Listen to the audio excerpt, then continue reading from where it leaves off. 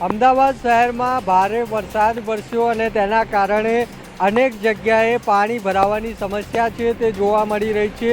અત્યારે હું ઈસનપુરથી નારોલ તરફ જતો જે રોડ છે ત્યાં છું અને જોઈ શકાય છે કે કઈ રીતના આ પાણી છે તે અહીંયા ભરાયેલા છે। ટ્રક છે તેના અડધા ટાયર ડૂબી જાય તે પ્રકારનું પાણી છે તે અહીંયા ભરાયેલું જોવા મળી રહ્યું છે।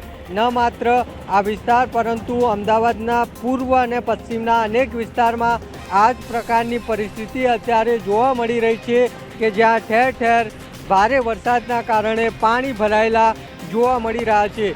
કોર્પોરેશનની પ્રી મોન્સૂન કામગીરી છે તે માત્ર કાગળ પર દેખાઈ રહી છે અને આ પાણી ભરાવાના કારણે અત્યારે શહેરીજનો પરેશાન થતા હોય તે પ્રકારની પરિસ્થિતિ છે તે પણ જોવા મળી રહી છે। આ જે પાણી છે લગભગ ઢીચણથી પણ ઉપરના પાણી અહીંયા ભરાયેલા છે અને આ પ્રકારની પરિસ્થિતિ અમદાવાદના અલગ અલગ વિસ્તારમાં જોવા મળી રહી છે।